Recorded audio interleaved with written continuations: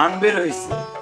মা, তুমি যে এত সুন্দর রান্না করো, এই মনে করো সবজি লাগে না, তরকারি লাগে না, শুধু ঘ্রাণ শুনেই ভাত খাওয়া হয়ে যায়। আর এই যে মাঝে মধ্যে আসতে দেরি হলে পরে দোকানের আশেপাশের হোটেল থেকে খাই, ভাত না আমার মুখে দেওয়া যায় না।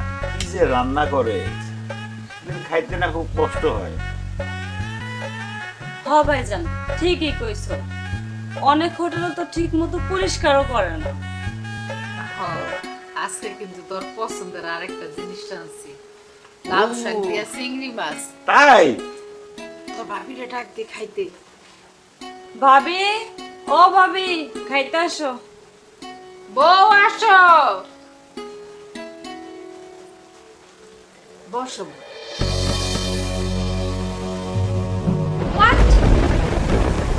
তোমাদের মধ্যে ছোট লোকের মতো আমি পার্টিতে বসে খাবার খাবো?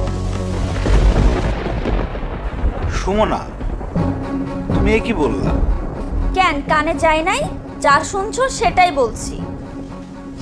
বৌমা, তুমি যদি ওই পাটিতে বইয়ে না খাইতে পারো, তাহলে আমার ঘরে একটা চেয়ার আছে, অবশ্য পাওটা একটু ভাঙ্গা, তবে তুমি বইসা খাইতে পারবা, অসুবিধা হইব না। স্যার ডাইনা দেই। ভাঙা চেয়ারে বসে সুমনা খাবার খাবে? অসম্ভব। ছি ছি, এসব কি রান্না করছে?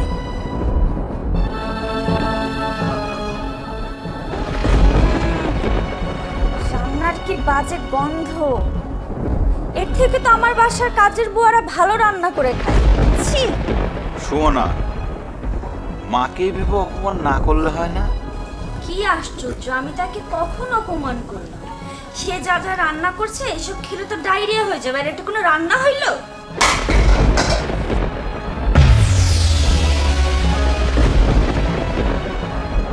তুমি খাবারটা খাবা না ঠিক আছে, সেই জন্য তুমি আমাদের রিজিকটা নষ্ট করবা? এই একটা ছোট লোকদের সমস্যা, কিছু বললে তাদের অপমান হয়ে যায়। যত সব ফালতু ন্যাকামি।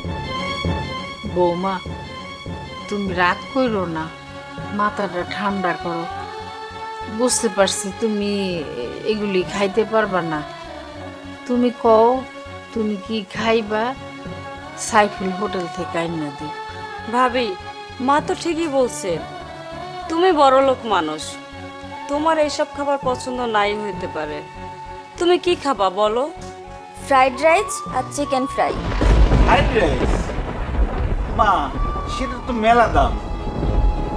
আমি সারাদিনে যে ইনকাম করি তা দিয়ে তো এক প্লেট ফ্রাইড রাইসও হবে না। আমি ফ্রাইড রাইস আর ফ্রাইড চিকেন ছাড়া অন্য কিছুই খাবো না। ক্লিয়ার?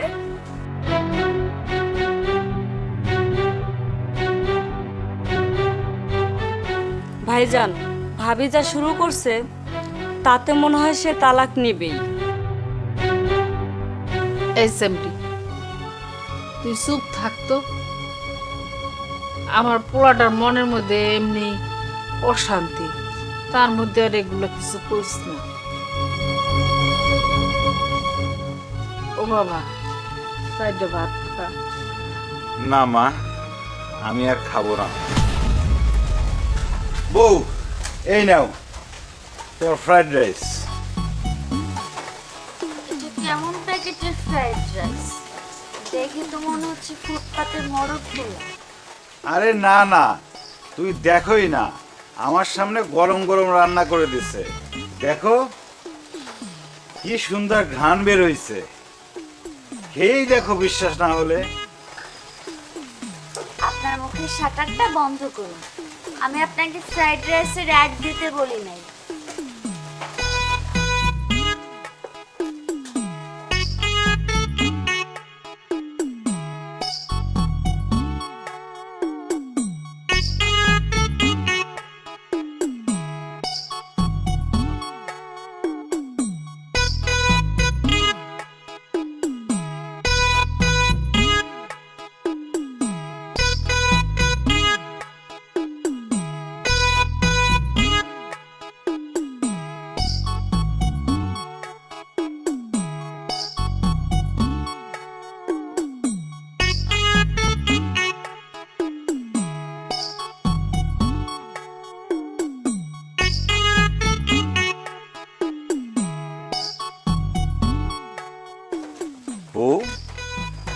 চোখগুলোর এরকম তালের আটির মতো বড় বড় করছো কেন?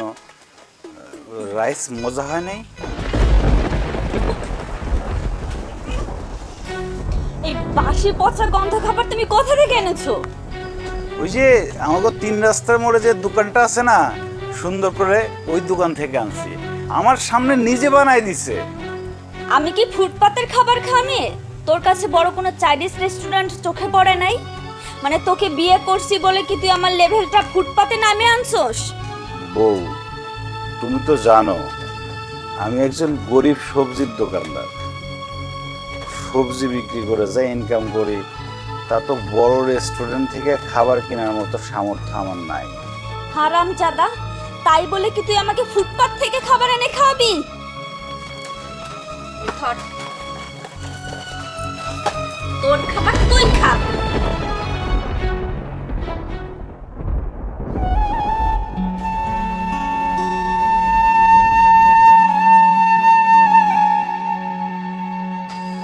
বাবারে, তুই এরকম কষ্ট করে আর কতদিন পার করবি? তোরে তো বউ সম্মানও দেয় না, আর যা মনে হইতেছে বউরে দেখে মনে হয় না বউ সংসার করবে। এ মনে হয় তোর তালা দিয়ে দিতে চায়।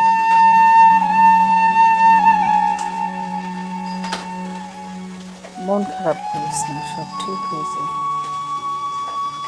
দে আমার কাছে।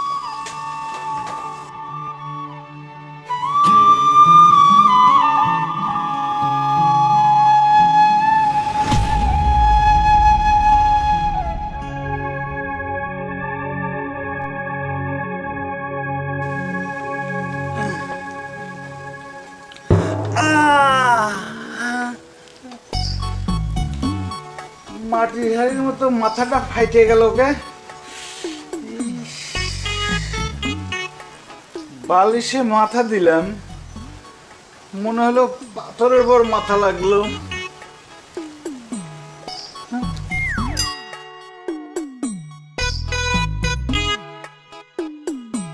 হায় হায়, ইট! বউ, এখানে বালিশের পরিবর্তে ইট কে? আমি রাখছি যাতে তোমার মাথা ফেটে রক্ত বের হয়। মানে তুমি আমারে খুন করতে চাও? হ্যাঁ, করতে চাই। প্রয়োজন পড়লে তাই করব। আমার ডিভোর্স চাই, ডিভোর্স। বউ, ডিভোর্স ছাড়া তুমি যা চাইবা তাই পাবা। প্রয়োজনে আমি প্রতিদিন অনেক বেশি পরিশ্রম করে তোমার জন্য চাইনিজ থেকে খাবার নিয়ে আসবো, ভালো ভালো খাবার নিয়ে আসবো। আমার না কোনো খাবার চাই না, আমার না তোমার থেকে ডিভোর্স চাই। কারণ তোমার মতো সবজিওয়ালার সাথে না আমার যায় না। কি হলো, এরকম বজ্রপাত হয়ে যাওয়া মানুষের মতো চুপচাপ বসে আছো কেন? কি বলছি কানে যায় নাই? জি, গেছে। আপনি যখন আমাকে ডিভোর্সই দিবেন তাহলে আমাকে বিয়ে করছেন কেন? আমার সৎ মায়ের থেকে জীবন বাঁচানোর জন্য, তোর সাথে সংসার করার জন্য না। আর তাছাড়া তোর মতো ছোট লোকদের না 2-4 টাকা দান করা যায়, তোদের সাথে সংসার করা যায় না। আপনার জীবন বাঁচানোর জন্য আমার জীবন নষ্ট করলেন কেন? কি দোষ করছিলাম আমি? এই, তোর মতো সবজিওয়ালার আবার কিসের জীবন রে? আর তাছাড়া তোর কাছে না আমি আমার লাইফের প্রবলেম শেয়ার করতে একদম রাজি না। আর তোর কত বড় সাহস, তুই আমার সাথে এক বিছানায় ঘুমাইতে চাস? তোর নিজের লেভেলটা ভাবছোস একবার? আমি জানতাম তুই আমার সাথে আমার রুমে আমার বিছানায় ঘুমাইতে আসবি, এজন্য না আমি বালিশের নিচে ইট রেখে দিয়েছিলাম। দ্বিতীয়বার আমার রুমে ঢোকার আগে না তোর এই যে মাথায় ব্যথা পাচ্ছিস, এটা যেন তোর মাথায় আসে আগে, বুঝছস? তুই এখনো আমার রুমে স্ট্যাচুর মতো বসে আছিস কেন? যে আমার রুম থেকে বের হ। আর তোর গা থেকে না সবজির ঘ্রাণ বের হইতেছে, আমার না জাস্ট সাফোকেটেড লাগতেছে। যাও আমার রুম থেকে বের হও, যাও।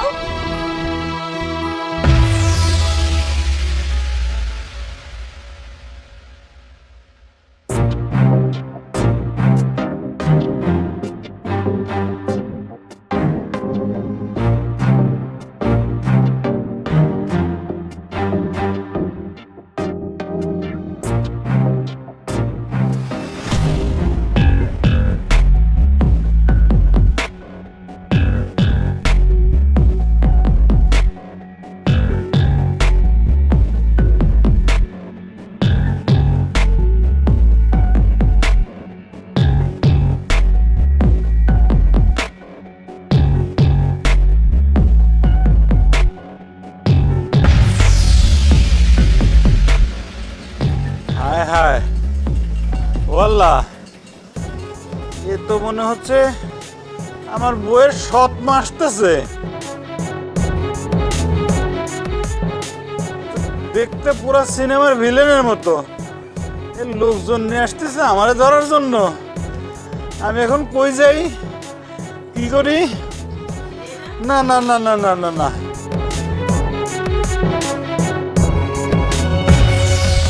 আমি আমি ও আল্লাহ, আমি কই যাই? আল্লাহ আল্লাহ আল্লাহ আল্লাহ, আমার যেন না দেখে। আল্লাহ আল্লাহ,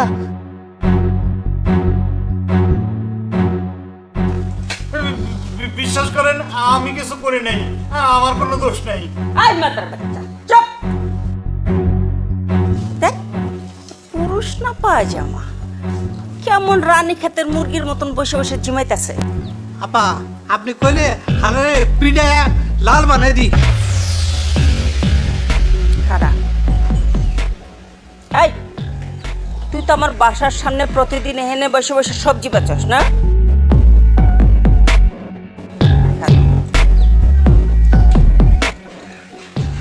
এই মায়েটারে দেখছস কোথাও পালা যেতে? ভালো করে দেখা কর। আমার তো 7 দিন ধরে জ্বর ছিল, আমি তো দোকানই বন্ধ ছিল 7 দিন ধরে। আমি কিছু দেখিনি, আমি কিছু জানি না। সত্যি কইতেছস? সত্যি করতেছি। আপা এই হালার সাথে কথা বলে কোনো লাভ নেই কা, এ একটা বলদ। চলেন। ঠিকই কইছস, এই আস্ত বলত। চল।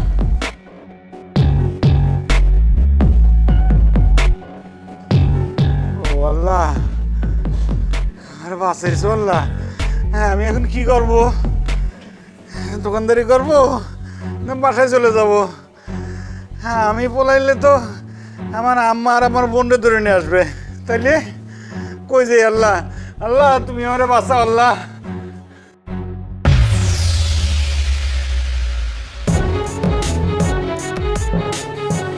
বৌমা, তুমি এই ময়লা কাপড়গুলো আমার মুখের উপরে ছুঁড়ে মারলা কেন? এটা কোন ধরনের বেয়াদবি? ওরে বাবা রে, আপনি কোন মহারানী শুনি যে কাপড় ছুঁড়ে মারছি বলে একবারে মহাভারত অশুদ্ধ হয়ে গেছে? ভাবি, আমার মা মহারানী না হোক, কিন্তু কাজের বুয়া তো না। তুমি তো আমার মায়ের সাথে কাজের বুয়ার মতো আচরণ করতেছো। সে আমার কাছে কাজের বুয়ার থেকে বেশি কিছু না, বরঞ্চ কাজের বুয়াই। ভাবি, তুমি বড় লোকের মেয়ে হয়েছো বইলা আমাদের সাথে এরকম খারাপ ব্যবহার করতে পারো না। কি ব্যবহার করব না করব সেটা তোমার থেকে আমাকে শিখতে হবে। শোনো, আজ থেকে তুমি আর তোমার মা চাকরানির মতো আমার সব কাজ করবে। শোনো বৌমা, আমি তোমার মায়ের বয়সী। তুমি মায়ের বয়সী শাশুড়িরে চাকরানি বানাইতে চাও, তোমার কি একটু খারাপ লাগে নাই? বুক কাঁপলো না? না, কাঁপেনি। আপনাদের মতো ছোট লোকদের জন্য আমার কোনো সিম্প্যাথি কাজ করে না। আপনারা মা আর মেয়ে মিলে ময়লা কাপড় চোপড়গুলো এখন ধুয়ে রোদে শুকাইতে দিবেন, জান? ভাবি, অসম্ভব। তুমি এবারের বউ, তুমি আমাদের সেবা যত্ন করবা। তা না করে তুমি উল্টা দিনের পর দিন আমাদের সাথে অত্যাচার করে চলছো। এই চুপ করো তো তুমি, বেশি কথা না বলে তোমাদেরকে যেটা বলা হচ্ছে সেটা করো। বৌমা, একটু কথা শোনো। জি বলেন। বৌমা, আমি তোমার চাকরানি হয়ে থাকুম, কিন্তু তুমি আমার একটা কথা রাখবা। মা, তুমি কি বললা? শাশুড়ি হয়ে ছেলের বউ চাকরানি হয়ে থাকবা? হ, আমি বোর কথা মতো চাকরানি হয়ে থাকবো। আমার কোনো কষ্ট হইব না, খারাপ লাগবে না। আমি চাকরানি হই, যা খুশি হই, তারপরও যদি আমার সন্তানটা ভালো থাকে, সুখে থাকে, তার জন্য আমি সব কিছু করতে পারি। প্রয়োজন হলে জীবনও দিতে পারি। এত ভনিতা করার দরকার নেই, কি বলতে চান সেটা বলেন। বৌমা, আমার ছেলেটারে তুমি ডিভোর্স দিও না। বিশ্বাস করো, আমার ছেলেটা তার জীবনের চাইতে তোমারে বেশি ভালোবাসে। ওর বাবা মারা যাওয়ার পরে আমি জীবনে অনেক কষ্ট করে ওকে বড় করছি। ও জীবনে কোনো কিছুর বিনিময়ে কোনো স্বপ্ন দেখে নাই। কিন্তু এবার বুঝলাম যে ও তোমার জন্য স্বপ্ন দেখতেছে। তুমি ওর স্বপ্নটা নষ্ট করো না। ওরে বাবা রে, আমার নামে সম্পত্তি আছে দেখা এখন মা ছেলে মেয়ে সবাই মিলে আমার একেবারে পটানোর জন্য উচ্ছা পড়ে লাগছে। আমরা জীবনেও, আমি বা আমার সন্তানরা কোনোদিন মানুষের টাকা পয়সা করতে ওরা লোভ করে নাই। আমরা শাক লতা পাতা যাই খাই না কেন তাতেই আমরা সন্তুষ্ট, আমরা খুশি।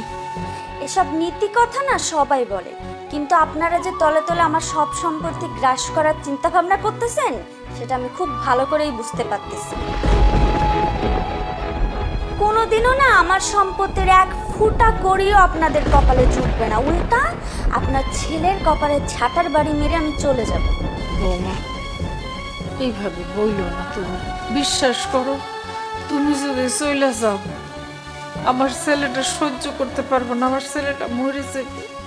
আপনার ছেলের জন্য তো আর আমি আমার নিজের জীবনটা নষ্ট করব না, তাই না? এখন বেশি বক বক বন্ধ করে মা মেয়ে কাজে লেগে যাও।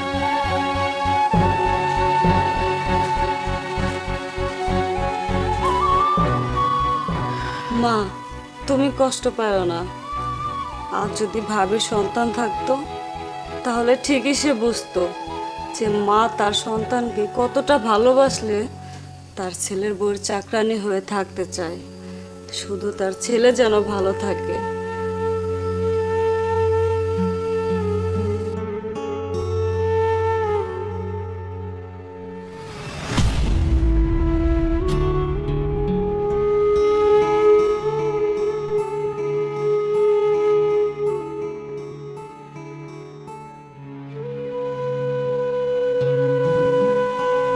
বউ,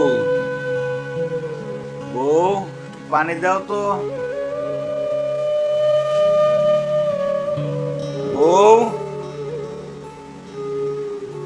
সুমনা,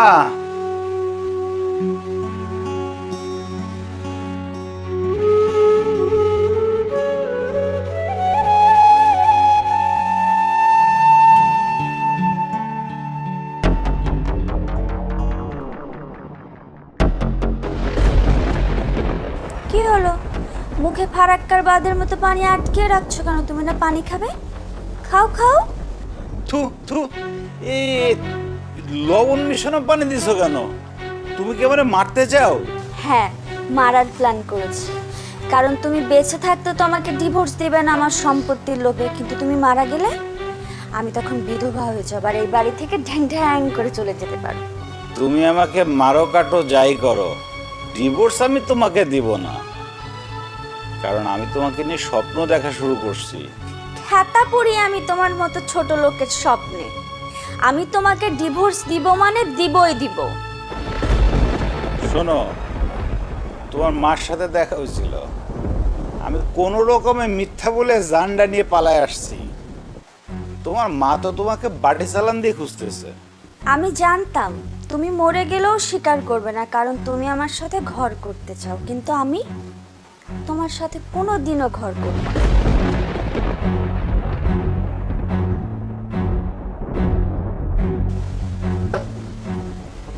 হায় আল্লাহ, আমি ওরে এত ভালোবাসি অথচ সে আমারে ডিভোর্স দিতে চায়, আমার মাইরা ফেলাইতে চায়।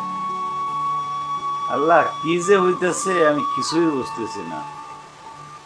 কেন বা বিয়ে করলো, বিয়ে করে আবার মারতে চায় কেন? দুপুর এটা ভালোই দিছে। উফ,